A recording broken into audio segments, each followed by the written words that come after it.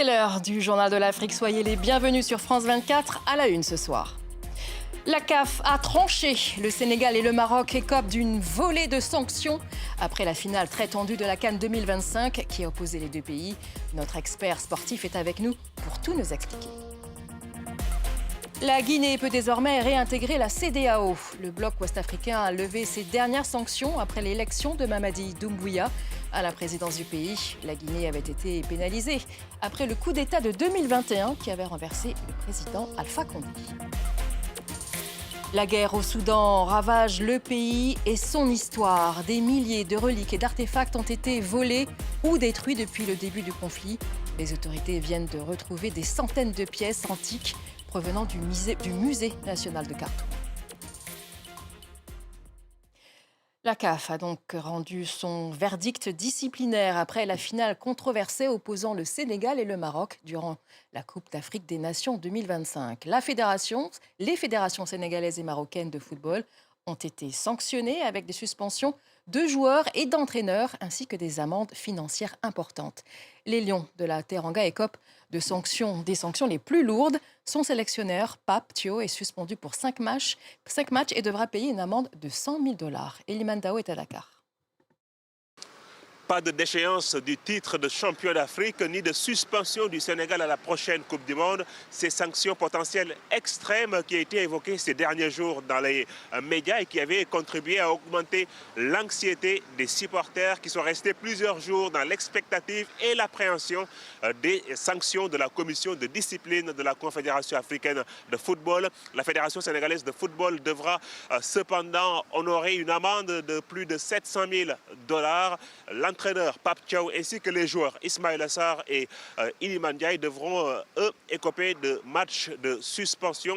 Je propose d'écouter la réaction de la ministre sénégalaise des Sports. Le coach a agi en vrai patriote. Et tout ce qui sera de notre ressort, nous, autorités investies de mission de service public, de même que la Fédération sénégalaise aussi, nous ne ménagerons aucun effort pour être à ses côtés, qu'ils soient rassurés en ce sens-là. La Fédération sénégalaise de football, de son côté, n'a pas officiellement réagi à ces sanctions, à savoir si elle va faire ou pas appel devant le tribunal arbitral du sport. L'équipe sénégalaise de football semble à ce jour rivée sur la prochaine échéance sportive, à savoir la Coupe du monde de football qui se déroulera à partir du mois de juin 2026 en Amérique du Nord. Et la Fédération royale marocaine de football a également été sanctionnée. La réclamation du Maroc a été rejetée et le jury disciplinaire de la CAF a notamment décidé de suspendre Achraf Hakimi, joueur de l'équipe nationale, pour 2 matchs officiels. Écoutons quelques réactions à Rabat. Pour ce qui est des sanctions contre le Sénégal, je trouve qu'ils le méritent. Ils ont gâché cette CAN, cette fête du football dont nous étions très fiers. Tout le Maroc attendait cet événement depuis des mois. Je ne comprends pas pourquoi le Maroc a été sanctionné alors que ce sont les joueurs sénégalais qui ont quitté le terrain. Donc je trouve ça injuste. Je ne comprends pas pourquoi le Maroc a été sanctionné, en particulier Achraf Hakimi. Je ne vois pas pourquoi la CAF a décidé de le sanctionner. Je pense que c'était pour apaiser certaines parties adverses. Je pense que les sanctions contre le Sénégal ne sont pas sévères au point d'empêcher une équipe de contester l'arbitrage. Elles ne sont pas dissuasives. Je ne pense pas que l'image de la CAN a été ternie parce que notre CAN était de classe mondiale. Mais le comportement que l'on a vu sur le terrain lors de la finale représente le pire du football africain. Et notre champion Benoît Perrochet du service des sports est avec nous. Benoît, alors des sanctions pour le Sénégal, mais aussi pour le Maroc.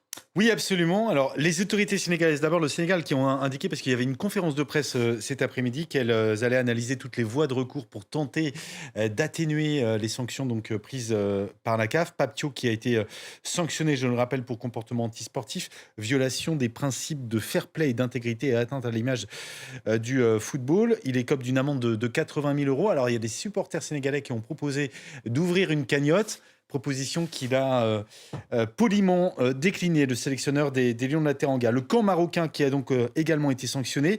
Le défenseur du Paris Saint-Germain, Achraf Hakimi, qui écope de 2 matchs de suspension, dont un ferme pour comportement antisportif. Le milieu, Ismaël Saibiri, buteur mercredi soir en Ligue des Champions avec le PSV Eindhoven, qui avait tenté de voler la serviette du gardien sénégalais durant la finale, est suspendu, lui, 3 matchs, également pour comportement antisportif. La fédération marocaine, de son côté, écope de 200 000 $ environ en raison du comportement des ramasseurs de balles qui, eux aussi, avaient tenté de subtiliser cette fameuse serviette.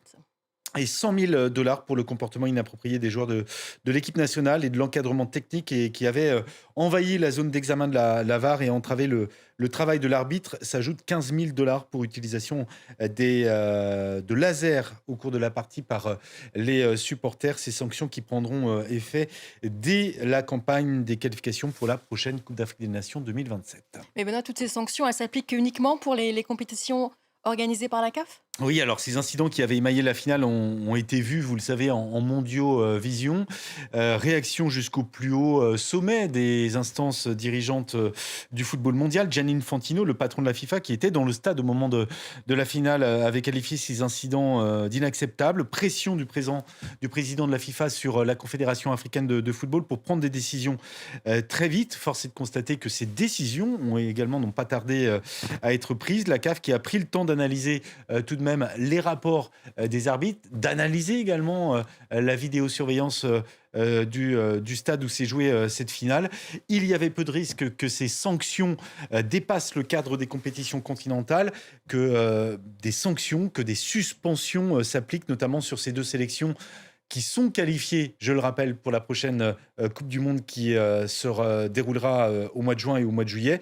Ça ne sera donc pas le cas. La CAF qui a en outre rejeté la réclamation introduite par la Fédération marocaine qui sollicitait l'instance africaine de se prononcer sur le fait que l'équipe du Sénégal avait quitté la pelouse et aurait dû donc être déclarée perdante. Elle n'obtient pas gain de cause, donc la Fédération marocaine, les sanctions qui sont donc immédiatement exécutoires, même s'il y a une possibilité de faire appel. Affaire à suivre donc. Absolument. Merci beaucoup Benoît. Benoît Perrochet du service des sports.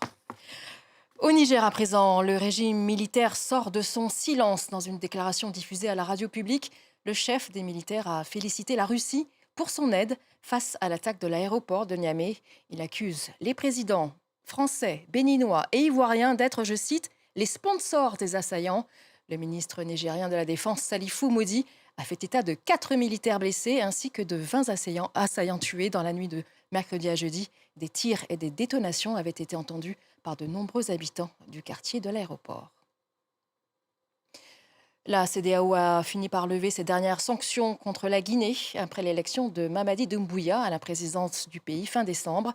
Les sanctions avaient été imposées à la suite du coup d'État de 2021 qui avait renversé le président Alpha Condé.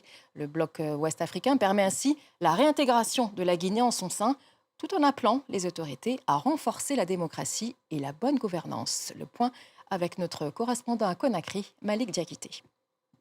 La CEDEAO justifie sa décision par, je cite, la tenue réussie du référendum constitutionnel du 21 septembre 2025 et de l'élection présidentielle du 28 décembre dernier.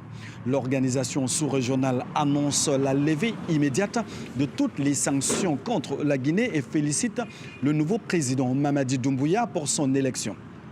La CEDEAO appelle toutefois les autorités guinéennes à renforcer la démocratie, la bonne gouvernance et l'état de droit dans un contexte marqué ces dernières années par la répression de l'opposition, des arrestations, des suspensions de partis politiques et des médias. Pour rappel, ces sanctions avaient été imposées à la Guinée après le coup d'État de 2021 mené par Mamadi Doumbouya qui avait renversé le président Alpha Condé. À la tête de la transition guinéenne pendant 4 ans, Mamadi Doumbouya a finalement remporté l'élection présidentielle de décembre 2025 avec 86,72% des voix, malgré sa promesse initiale de rendre le pouvoir aux civils. En Côte d'Ivoire, l'État intervient pour débloquer la filière cacao. Après des mois de blocage et d'impayés, le Conseil Café Cacao a lancé en grande pompe une opération de rachat des stocks accumulés sur les lieux de production. La commercialisation de l'or brun avait connu un ralentissement particulièrement notable ces derniers mois. mettant les planteurs en grande difficulté. Les détails de Julia Guggenheim. C'est une scène ordinaire rendue exceptionnelle par les circonstances. Une dizaine de camions déchargeant leur cacao sous les applaudissements du directeur général du Conseil Café Cacao. Il lance ainsi l'opération de rachat des stocks de cacao par l'État de Côte d'Ivoire. Une opération qui devrait rassurer le million de producteurs que compte le pays, alors qu'un blocage de la commercialisation les empêchait justement d'être payés. En cause le décalage entre le prix record de 2800 francs CFA fixé par l'État et la réalité du marché. Les cours du cacao s'étaient récemment effondrés à la bourse. Chaque fois qu'il y a des difficultés, l'organe de régulation a le devoir d'aller supplier le système de commercialisation et faire en sorte que le planteur soit protégé. Le stock à racheter est estimé à 123 000 tonnes par le ministère de l'Agriculture, ce que contestent certains syndicats qui parlent, eux, de 700 000 tonnes. Une incertitude demeure également concernant la qualité du cacao. Stocké pendant des mois, une partie pourrait être impropre à l'exportation.